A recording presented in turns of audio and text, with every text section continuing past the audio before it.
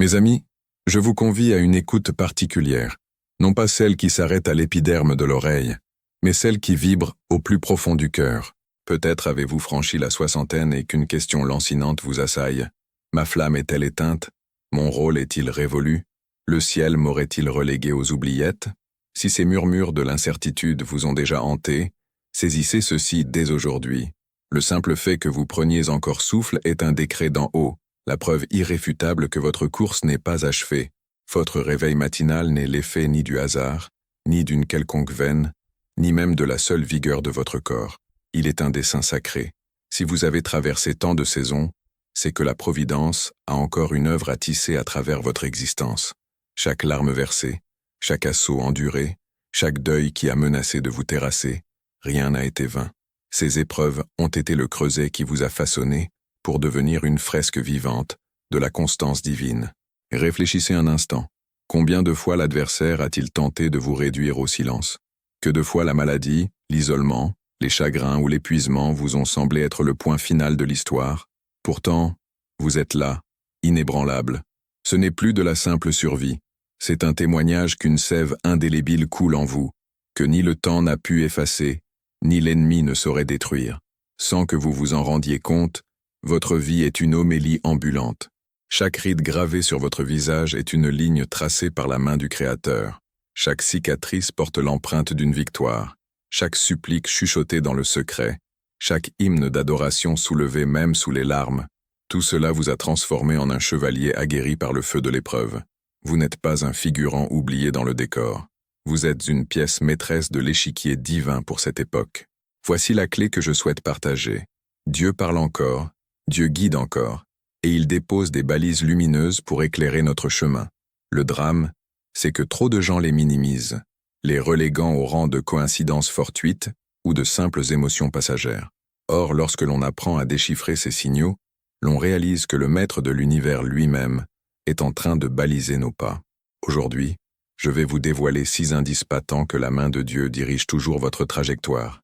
Des signes qui prouvent que votre récit est loin d'être clos, que votre parole demeure essentielle, et que votre foi est une arme redoutable contre les puissances de l'ombre.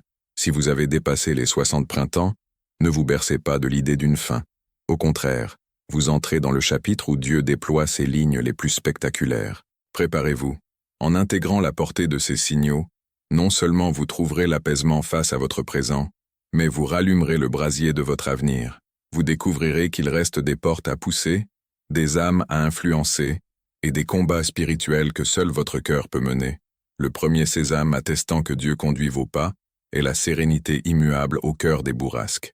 Ce n'est pas la quiétude mondaine, tributaire des circonstances extérieures, mais cette paix surnaturelle, fruit de l'esprit, qui persiste quand l'univers semble se fissurer autour de vous. L'Épître aux Philippiens, 4.7, nous le rappelle. Et la paix de Dieu, qui surpasse toute intelligence, gardera vos cœurs et vos pensées en Jésus-Christ. Peut-être l'avez-vous déjà expérimenté. Les médecins n'avaient plus de solution, la maisonnée était en pleine discorde, les dettes s'amoncelaient, mais au fond de vous, une voix douce susurrait « Calme-toi, j'ai la maîtrise ». Cette paix n'est pas ordinaire, elle est céleste. Elle est l'un des indicateurs les plus limpides de la gouvernance divine. Lorsque vous sentez cette onction de calme au moment des décisions cruciales, comprenez bien, ce n'est pas de la passivité, ce n'est pas de la résignation fataliste. C'est la certification que le chemin emprunté est gravé par la volonté de Dieu. Le deuxième signal peut sembler l'antithèse du premier, mais il est tout aussi éloquent. La sainte effervescence. Parfois, l'on ne trouve nulle part le repos parce que Dieu nous incite à nous mouvoir vers un autre horizon. Cette impression d'inconfort, que quelque chose doit changer, pourrait bien être la poussée divine vers une nouvelle aventure. Moïse en fit l'expérience. Il ne put se résoudre à l'oppression de son peuple en Égypte. Cette sainte révolte intérieure était Dieu le préparant à devenir le libérateur. Peut-être ressentez-vous une frustration similaire, non pas une plainte stérile, mais une véritable convocation. Quand l'Esprit Saint sème cette insatisfaction productive, c'est qu'une mission vous attend. Cela pourrait être un jeune homme nécessitant votre tutelle, une famille implorant votre intercession, une communauté réclamant votre engagement. L'absence de paix dans ce cas précis n'est pas l'éloignement de Dieu, mais au contraire le signe qu'il vous presse vers le lieu où vous devez vous tenir. Un autre signe puissant de l'orientation divine se manifeste par l'ouverture et la fermeture imprévue de portes. On échafaude des plans, on orchestre chaque détail, puis, sans crier gare, tout se grippe, une voie s'obstine à demeurer close devant vous. À d'autres moments, sans effort apparent, des opportunités jaillissent de nulle part, comme si le ciel déverrouillait un passage jusqu'alors inaccessible. Les Actes des Apôtres, chapitre 16, l'illustrent. Paul et ses compagnons voulèrent se rendre en Bithynie, mais l'Esprit les en a empêchés. La porte était verrouillée. Ensuite, Paul fut visité par la vision d'un Macédonien, implorant de l'aide, et cette porte s'ouvrit en grand. Cela signifie que tout « non » n'est pas une défaite. C'est souvent la manière qu'a Dieu de signifier « ce n'est pas le bon parcours, j'en ai un autre pour toi ». Si vous avez vu des avenues se sceller là où vous espériez la bénédiction, ne vous laissez pas abattre. Ce n'est pas un rejet, c'est une réorientation, et quand la bonne porte s'ouvre, aucune puissance ne peut la refermer. Dieu nous guide également par le biais de personnes éclairées et pieuses qu'il place sur notre chemin. Le livre des Proverbes, 11-14, affirme « Le salut est dans le grand nombre des conseillers ». Souvent, la réponse à vos suppliques se trouve confirmée par la bouche d'une âme empreinte de maturité spirituelle et d'un amour véritable. Gardez à l'esprit, tout avis n'est pas divin, mais le conseil qui corrobore l'Écriture, qui apporte la paix à votre être et qui ramène à la figure du Christ, celui-là peut être un phare céleste. Moïse reçut les enseignements de son beau-père, Jéthro. Timothée fut formé par Paul. Aujourd'hui encore, Dieu suscite des figures autour de nous pour nous éclairer, nous corriger, nous consoler et valider ce qu'il murmure déjà à notre esprit. Si vous avez la chance de posséder un être qui vous dit la vérité avec bienveillance, honorez-le. Et réalisez en même temps, vous êtes vous aussi appelé à être cette voix de la sagesse dans la vie d'autrui. Votre vécu n'est pas un trésor personnel. Il est une boussole pour les plus jeunes qui apprennent encore à marcher. L'un des signes les plus intangibles de l'intervention divine est la confirmation spirituelle dans le secret de l'oraison. Souvent, sa réponse ne se manifeste pas par des éclairs ou des visions, mais par une certitude inébranlable au fond de votre esprit. Vous vous agenouillez, vous exposez la situation, et au-dedans de vous, un sentiment s'impose. C'est la bonne direction. L'Épître aux Romains, 8-16, stipule « L'Esprit lui-même rend témoignage à notre esprit que nous sommes enfants de Dieu. Cette même voix intérieure vient valider les décisions, les orientations, les étapes. Vous l'avez sans doute vécu. Il n'y avait aucune logique, aucune garantie humaine, mais une assurance profonde dans l'âme. Ce témoignage intérieur est le compas spirituel que l'Esprit Saint a déposé en nous. De plus vous priez, plus vous affûtez votre sensibilité à percevoir ce signal.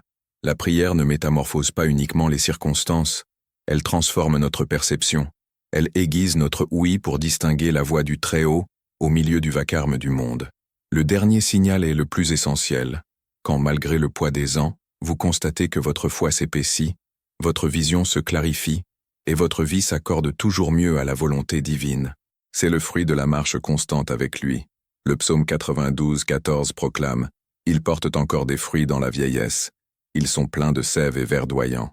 Le monde perçoit l'âge comme une limite, mais Dieu y voit une saison de maturité féconde. » Lorsque vous commencez à privilégier l'éternité sur les futilités éphémères, lorsque votre existence reflète plus l'obéissance que la précipitation, lorsque votre foi a plus d'écho que vos émotions, c'est la preuve irréfutable que l'Esprit Saint orchestre toujours vos pas. Cette croissance n'émane pas de formation, de diplôme ou de position sociale. Elle provient des genoux meurtris, des larmes offertes, des victoires remportées dans le silence. Chaque acte de foi, chaque renoncement, chaque obéissance vous façonne en une personne qui ne vit plus pour elle-même, mais pour l'intention divine. Alors, pourquoi êtes-vous encore en vie? Parce que Dieu n'a pas achevé son œuvre en vous. Vous respirez toujours parce qu'il y a des mandats que seul vous pouvez accomplir, des paroles que seule votre voix peut libérer, des prières que seul votre cœur peut élever. Les 6 signaux sont sans ambiguïté. La paix qui transcende la raison. La sainte inquiétude qui est un appel. Les passages qui s'ouvrent et ceux qui se ferment. Les conseils avisés des sentinelles spirituelles. L'intime conviction dans la prière. L'épanouissement et l'alignement progressif avec Dieu.